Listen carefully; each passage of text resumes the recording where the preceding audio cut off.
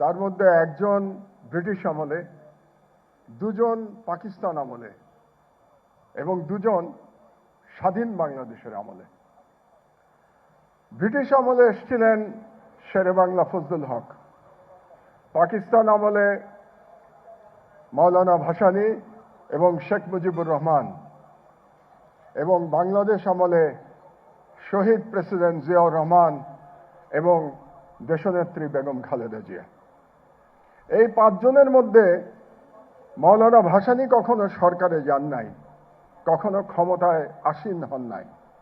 বাকি চারজন ক্ষমতায় গেছেন এবং এই চারজনের মধ্যে শেরেবাংলা ফজলুল হক, তার জীবনে উত্থান পতন আছে রাজনীতিতে। শেখ মুজিবুর রহমানের জীবনে উত্থান পতন আছে, কিন্তু আশ্চর্যের বিষয় হলো শহীদ প্রেসিডেন্ট জিয়াউর রহমান এবং দেশনেত্রী বেগম খালেদা জিয়া 100 বছরের ইতিহাসে একমাত্র দুই নেতা এবং নেত্রী যারা জনপ্রিয়তার শীর্ষে সারা জীবন অবস্থান করেছেন। এটা আমাদের স্মরণে রাখা দরকার। এটা একটা অদ্ভুত এক্সাম্পল।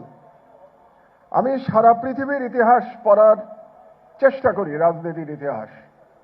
যতটুকু পড়েছি, একই বাড়ি থেকে, একই সংসার থেকে স্বামী এবং স্ত্রী পুরো জাতির সবচেয়ে জনপ্রিয় ব্যক্তি ছিলেন পুরো রাজনৈতিক জীবন ধরে, এবং যে জনপ্রিয়তা নিয়ে রাজনীতিতে প্রবেশ করেছিলেন সেই জনপ্রিয়তা নিয়ে আল্লাহর কাছে ফিরে গেছেন। এর কোনো এক্সাম্পল সারা পৃথিবীতে নাই। এটা একটা ইউনিক বিষয়, এটা যেন আমরা মনে করি, মনে রাখি। কেন এরকম হয়েছিল? কারণ শহীদ জিয়াউর রহমান, তার সততা প্রবাদ প্রতিম সততা ছিল। এমন সততা বিশ্ব ইতিহাসে খুঁজে পাওয়া যাবে না। এবং তার সাহসিকতা ও দেশপ্রেম অতুলনীয়। তার সেই 1971 সালের 25 মার্চ রাতের বেলা উই রিভোল্ট বলে পাকিস্তানের বিরুদ্ধে মুক্তিযুদ্ধ ঘোষণা করা, যেখানে রাজনৈতিক নেতৃত্ব ব্যর্থ হয়েছিলেন। শহীদ প্রেসিডেন্ট জিয়াউর রহমান সেদিন স্বাধীনতার ডাক না দিলে হয়তো বাংলাদেশের ইতিহাস অন্যরকম হতে পারত।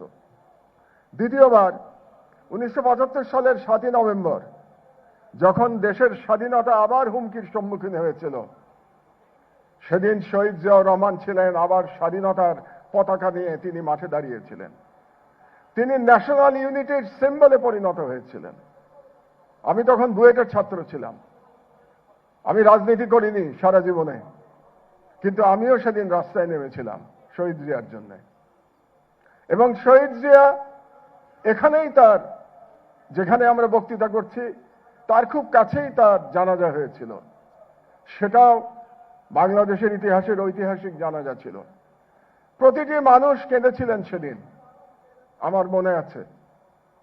একই দৃশ্য আমরা দেখেছি যেদিন দেশনেত্রী বেগম খালেদা জিয়ার জানাজা হলো। এর মধ্যেও একটা পার্থক্য আছে। জিয়াউর রহমান যেদিন মারা গেছিলেন তিনি দেশের রাষ্ট্রপতি ছিলেন, তিনি ক্ষমতায় ছিলেন। বেগম খালেদা জিয়া ক্ষমতায় ছিলেন না, কিন্তু তিনি মানুষের হৃদয়ে ছিলেন। এবং হৃদয়ে থাকার কারণেই বেগম জিয়ার জানাজায় আমরা মানুষের স্বতঃস্ফূর্ত কান্না দেখতে পেয়েছি। এবং বেগম জিয়া কেন এত জনপ্রিয় ছিলেন? তার একটা কারণ তো অবশ্যই স্বামীর মতোই তার দেশপ্রেম ছিল। আরেকটি কারণ হচ্ছে তার সংগ্রামী জীবন। এই উপমহাদেশের 100 বছরের ইতিহাসে বেগম জিয়ার চেয়ে সংগ্রাম করেছেন গণতন্ত্রের জন্যে এরকম দ্বিতীয় কোনো ব্যক্তি খুঁজে পাওয়া যাবে না। আপনারা পড়ে দেখেন, বেগম জিয়ার সমতুল্য সংগ্রামের কাহিনী আর কারো জীবনে খুঁজে পাবেন না, পুরুষ কিংবা নারী। সেই সংগ্রামের ইতিহাস আপনারা জানেন, কিন্তু তিনি কোনোদিন মাথা নত করেন নাই। তার একটি স্লোগান আমার সবসময় মনে পড়ে, ওদের হাতে গোলামির জিঞ্জির, আমাদের হাতে স্বাধীনতার পতাকা।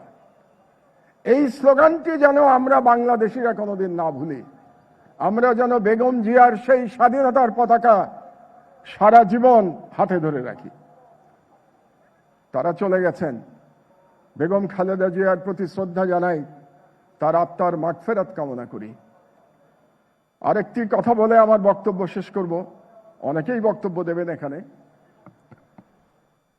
সেটা হলো, তার পুত্র তারেক রহমান এখানে উপস্থিত আছেন। এটা খুব গর্বের বিষয়। বেগম জিয়া এবং জিয়াউর রহমানের সন্তান হওয়া অত্যন্ত গর্বের বিষয়, কিন্তু এটা একটা ভয়েরও বিষয়, এটা একটা শঙ্কার বিষয়।